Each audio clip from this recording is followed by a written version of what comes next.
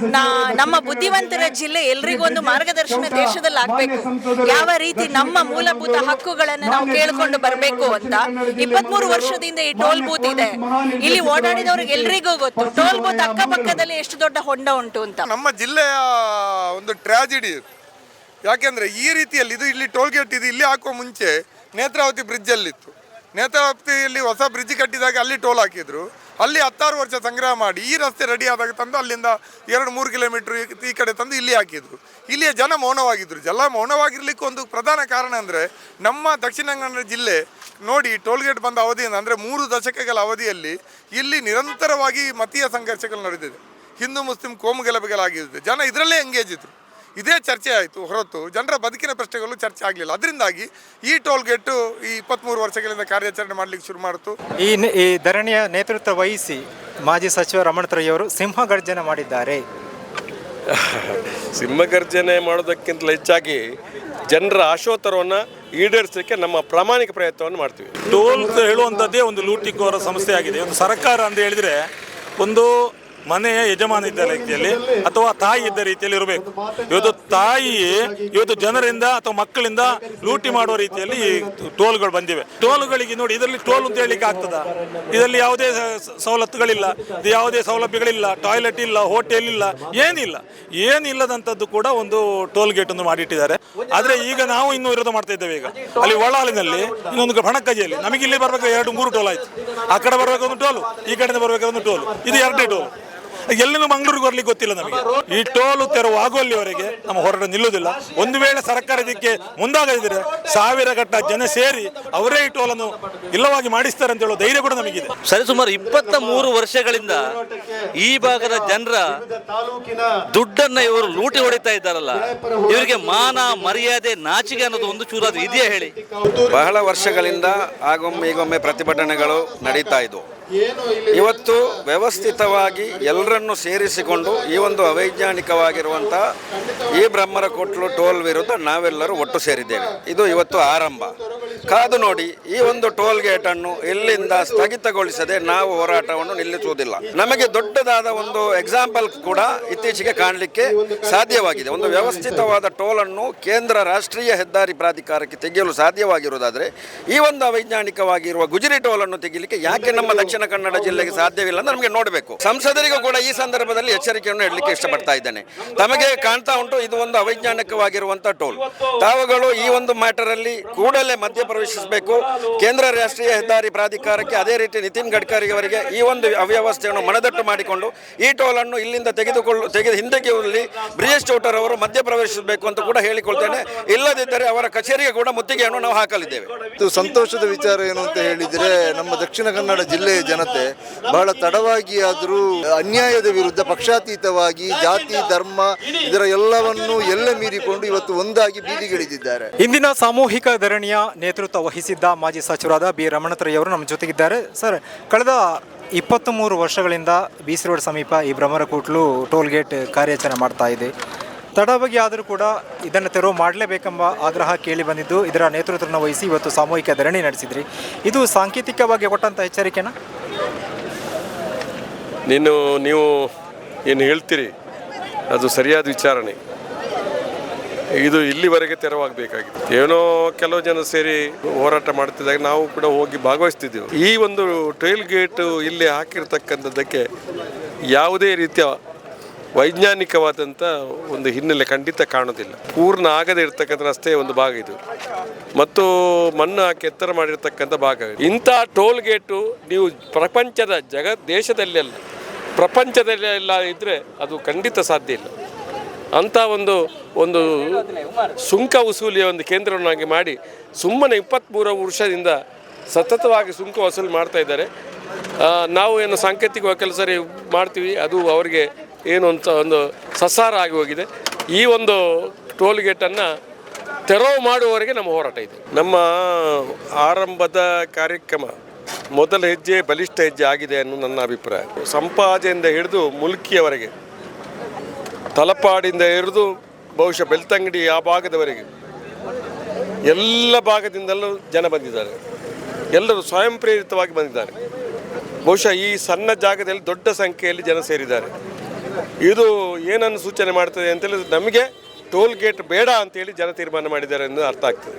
ನಾವು ಶಾಂತಿಯಿಂದ ಜನರ ಒಂದು ಹೋರಾಟವನ್ನು ಮಾಡಿ ಅವರ ಸರ್ಕಾರದ ಮನವನ್ನು ಒಲಿಸಿ ಬಹುಶಃ ಈ ಹೋರಾಟದಲ್ಲಿ ನಾವು ಯಶಸ್ವಿ ಆಗ್ತೀವಿ ಅಂತ ನಮಗೆ ವಿಶ್ವಾಸ ಇದೆ. ಅರಿಕಾಡಿನಲ್ಲಿ ಹೋಗಿದೆ, ಸುರತ್ಕಲ್ ಹೋಗಿದೆ, ಅದು ಅಲ್ಲಿ ಆ ಸಮಸ್ಯೆ ಇರುವ ರೀತಿಯಲ್ಲಿ ಹೋಗಿದೆ. ಇಲ್ಲಿ ಅದೇ ರೀತಿಯ ಸಮಸ್ಯೆ, ಅದಕ್ಕಿಂತ ಗಂಭೀರವಾದ ಸಮಸ್ಯೆ ನಮ್ಮ ಗುಡ್ಲಲ್ಲಿ ಈಗ ನಾವು ಸರ್ವಿಸ್ ರಸ್ತೆಯನ್ನು ನೋಡಿದರೆ ನಮಗೆ ಅರ್ಥ ಆಗ್ತದೆ. ನದಿಯ ಪಕ್ಕದಲ್ಲಿರುವಂಥ ಈ ರಸ್ತೆ ಮಳೆಗಾಲದಲ್ಲಿ ಫುಲ್ ಯಾವಾಗಲೂ ಕೂಡ ತುಂಬಿ ಹರಿತಿದ್ದಂಥ ಈ ಒಂದು ರಸ್ತೆಯನ್ನು ಒಂದು ಪರ್ಯಾಯ ವ್ಯವಸ್ಥೆಯಾಗಿ ಈ ರಸ್ತೆಯನ್ನು ಮಾರ್ಪಾಡು ಮಾಡಿದಂಥದ್ದು. ಅದಾದ ನಂತರ ಇದನ್ನು ಹೆದ್ದಾರಿ ಪ್ರಾಧಿಕಾರ ಅಂತ ಮಾಡಿಕೊಂಡು ಈ ಟೋಲ್ ಗೇಟ್ನ ವ್ಯವಸ್ಥೆಯನ್ನು ಮಾಡಿದ್ದನ್ನು ನಾವು ನೋಡ್ಬೋದು.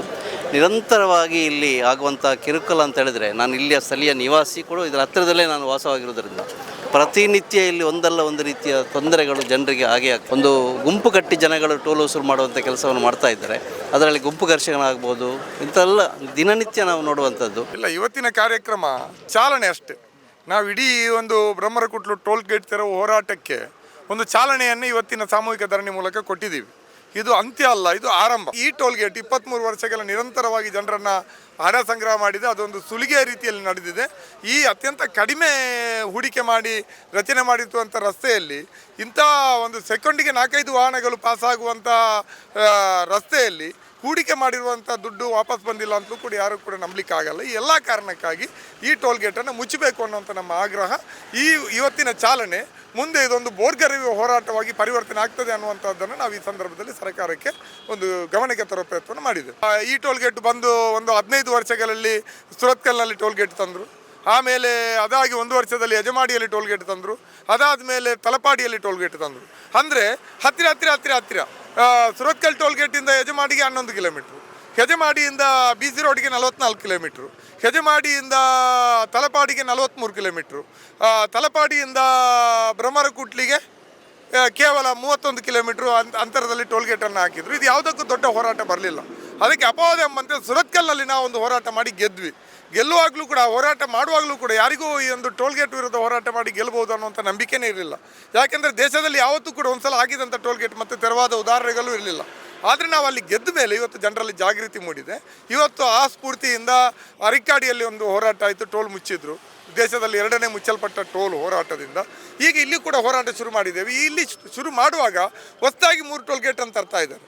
ಈಗಾಗಲೇ ನಮ್ಮಲ್ಲಿ 4 ಟೋಲ್ ಗೇಟ್ಗಳಿತ್ತು. ಯಜಮಾಡಿ, ಇದು ಬ್ರಹ್ಮರಕುಟ್ಲು, ತಲಪಾಡಿ, ಸುರತ್ಕಲ್. ಅದರಲ್ಲಿ ಸುರತ್ಕಲ್ ಟೋಲ್ ಗೇಟನ್ನು ನಮ್ಮ ಹೋರಾಟದಿಂದ ಮುಚ್ಚಿದರೆ 3 ಇತ್ತು. ಈಗ ಅದರ ಜೊತೆಯಲ್ಲಿ ಈಗ 3 ಟೋಲ್ ಗೇಟನ್ನು ಅವ್ರು ತರ್ತಾ ಇದ್ದಾರೆ. ನಿಮ್ಗೆಲ್ರಿಗೂ ಗೊತ್ತಿದೆ, ಅದು ಒಲಾಳ್ ಇರ್ಬೋದು, ಪಣಕಜೆ ಇರ್ಬೋದು, ಗಂಜಿಮಠ ಇರ್ಬೋದು. ಇದೆಲ್ಲವೂ ಕೂಡ ಒಂದಕ್ಕೊಂದು ಅಂತರ ಇರೋದು ಬರೀ 30 ಕಿಲೋಮೀಟ್ರ್.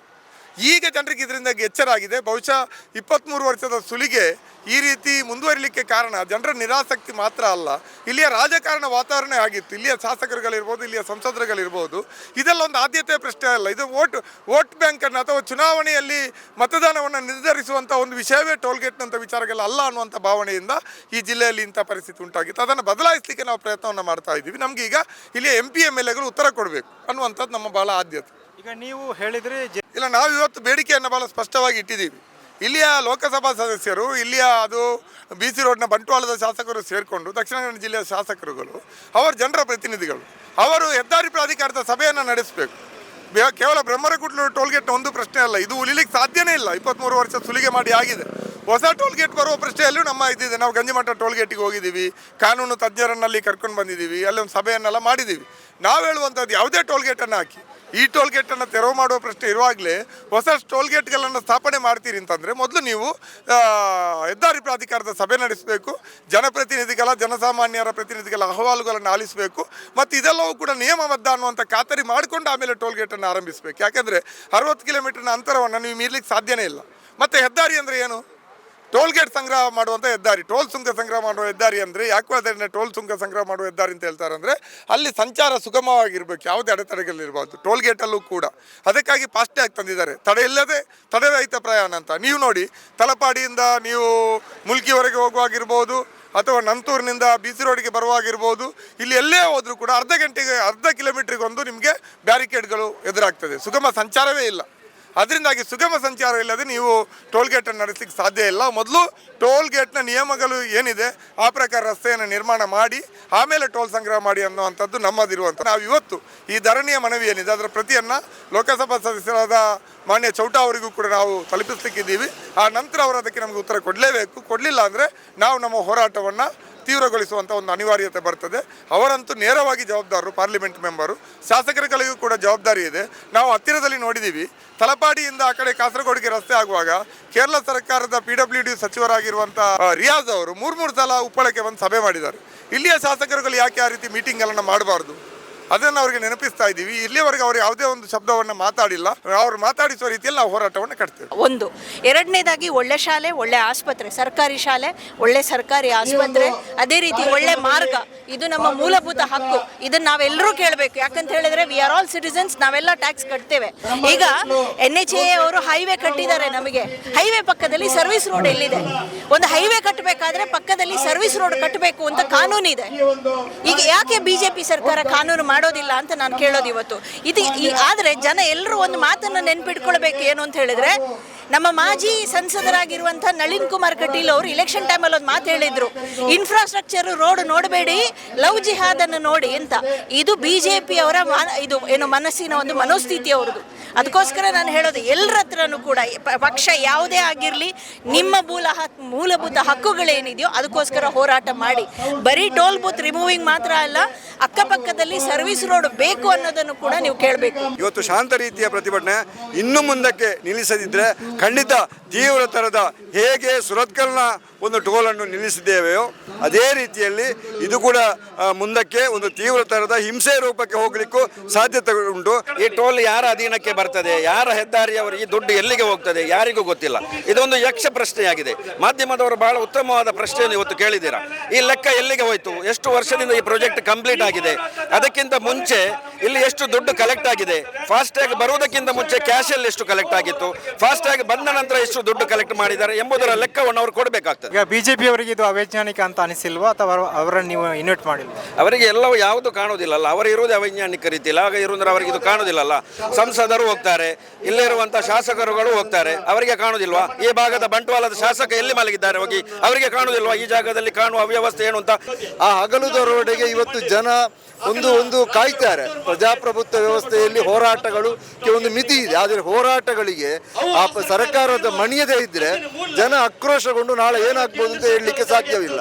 ಆದ ಕಾರಣ ಸರ್ಕಾರ ಈ ಜನರ ಬೇಡಿಕೆಗಳನ್ನು ಅರ್ಥ ಮಾಡಿಕೊಂಡು ಇದಕ್ಕೆ ಒಂದು ಮನ್ನಣೆ ಕೊಟ್ಟುಕೊಂಡು ಆ ಟೋಲನ್ನು ಇಲ್ಲಿಂದ ತೆರವು ಮಾಡಿಸಬೇಕು. ಅದೇ ರೀತಿ ಈ ಜಿಲ್ಲೆಯಲ್ಲಿ ಬೇರೆ ಕಡೆಗಳಲ್ಲಿ ಏನು ಟೋಲ್ ಗೇಟನ್ನು ರಚನೆ ಮಾಡಲಿಕ್ಕೆ ಸರ್ಕಾರ ಹೊರಟಿದ ಅದರ ಮೇಲೆಯೂ ಕೂಡ ನಾವು ಮುಂದಿನ ದಿವಸಗಳಲ್ಲಿ ಧ್ವನಿ ಎತ್ತಲಿಕ್ಕೆ ಇದ್ದೇವೆ ಅಂತ ಹೇಳುವಂಥದ್ದು ಈ ಸಂದರ್ಭದಲ್ಲಿ ಹೇಳಲಿಕ್ಕೆ ಇಚ್ಛೆ ಪಡ್ತಾ ಇದ್ದೇನೆ. ಮುಂದಿನ ಹಂತದಲ್ಲಿ ಇಲ್ಲಿನ ಸಂಸದರು ಅಥವಾ ಕೇಂದ್ರ ಹೆದ್ದಾರಿ ಸಚಿವರು ಕೂಡ ಈ ಟೋಲ್ ಗೇಟ್ ತೆರವಿಗೆ ಕ್ರಮವನ್ನು ವಹಿಸದಿದ್ದರೆ ದೊಡ್ಡ ಹೋರಾಟವನ್ನೇ ನಡೆಸಬೇಕಾಗಿತ್ತು ಎಂಬ ಎಚ್ಚರಿಕೆಯನ್ನು ಕೂಡ ನೀಡಿದ್ದಾರೆ. ಕ್ಯಾಮರಾ ಪರ್ಸನ್ ಇಬ್ರಾಹಿಂ ಜೊತೆ Shamsheer Budoli, Sarmarga news, BC Road. Your brand deserves more attention, more leads, more growth. From powerful digital marketing that drives results to smart software solutions that streamlines your business and high quality printing that makes your brand stand out. Then there's our publicity.